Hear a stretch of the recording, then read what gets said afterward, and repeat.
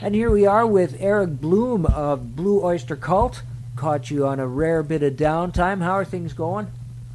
Good, except the Mets are losing 5-4. Oh, yeah, baseball, eh? They're getting, it's a good time of year.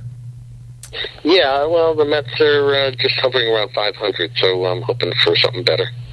So the band, of course, is very busy, out on the road all the time. This is our busy time of year. We have, I think, 20 shows in June and about 15 shows in July, and August is pretty full. September's filling up. We work mostly a lot of outdoor venues and festivals and things like that, starting around April or May every year. And that makes a lot of fun to do the outdoor ones, out in the fresh air and whatnot. Yeah, the only down thing about it is a lot of the travel sometimes is nuts. Yeah, you guys are very, very busy. So what's happening with the current lineup? You've added a couple of new players over the last little while. Well, the band's pretty much the same for quite a while. I guess if you could call it 3-4 years, there has been a couple of changes. On drums, Jules Rodino has been with us at least 3 years. He was with the blues band Puppet Cubby before us. And we've had Rudy Sarzo on bass for this last year or so, but he's returning to Ronnie Dio for the summer and then coming back to us around July 1st. And Danny Miranda, who was our bass player for most of the 90s, has returned until Rudy comes back. And Danny is the current touring bass player in Queen. Yeah, you guys have had the opportunity to work with some pretty fantastic artists. That must be a lot of fun. Yes, we certainly just about play with everybody, except maybe some of the A-list bands. Never played with the Stones, never played with, Yes, never played with the Police, that sort of level. But we did, we toured with Alice Cooper, in our early days, Rod Stewart, Heart, Aerosmith, AC/DC. We played just about with everybody. In the late 70s, there was quite a few interesting tours we did. We did in 1980-81. We toured with Black and Blue, which was us and Black Sabbath. It was a lot of fun. Yeah, that I remember the video, DVD or video at the time that came out with that one. Yeah, the Black and Blue video, and then right after that we did a similar tour with Foghat, the original Foghat, which was great. You guys play quite a few dates with them. That's exciting stuff. Yeah, they're are some of our best friends in this business, and they're just a great band. Now, as far as the lineup goes, Alan is taking a break from touring? Yeah, Alan is retired. If he decides to unretire, we'll be glad to take him back. Now, you guys are continually busy and on the road and whatnot, as we mentioned. And as far as the records go, the band has been doing a lot of repackaging and remixing of some of the older ones. Can you tell us a little bit about that? Well, we've done the people at Sony, who are our original record label. They own the masters on all our first 12 or 13 albums. So from time to time, they'll go back and dig out the master tapes, and they have some really good top flight engineers who digitize everything and remix it, and sometimes find some previously unrecorded stuff. And so we've put out a few in the last few years that are like that, with previously unheard stuff on it. It's always fun to revisit that, to just give the fans a different color to listen to.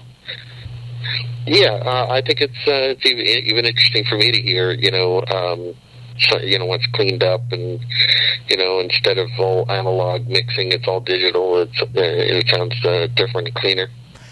Now, are there any new ideas for the band? Do you guys continue to work on new material as you play? Yeah, but we currently don't have a record deal, so we're more in a live mode right now. We did put out a live DVD a couple of years ago called The Long Day's Night, which is a live concert we did in Chicago at the Navy Pier, and that's been out for a couple of years, and that has some bonus stuff in it and a nice package. On those DVDs and live shows, people get to see some of the instruments that you play, and you've been playing some pretty fantastic guitars as of late. Can you tell us a little bit about those? I'm currently touring with a 1977 Gibson SG that's been, custom painted for me, and with some Blue Oyster Cult inlay with our logo in it. I just recently got a new PV guitar from Rudy Zarzo, our bass player. Introduced me to one of the reps at PV, and they said, well, let us make you a guitar, so I just got that, although I don't know if I'll be bringing it up your way, but and I do have EricBloomGuitars.com, which is sort of a hobby, where I have some customized guitars that have been hand airbrushed, each one depicting a different Blue Oyster Cult song. Yeah, those are pretty fantastic. I had the opportunity to take a look at the web page, and it's fantastic. People can just, take a peek. I actually have one left. Oh, wow, they're pretty popular. Well, not exactly. It's not setting the world on fire or anything. It's just like a little hobby. But it's. I had 6 in the first series of 4 in the second, and there's 1 left. Now, you, through the ages of Blue Oyster Cult and the songwriting, always been up on sciences, and as we were talking about the web page, you have ericbloom.net out?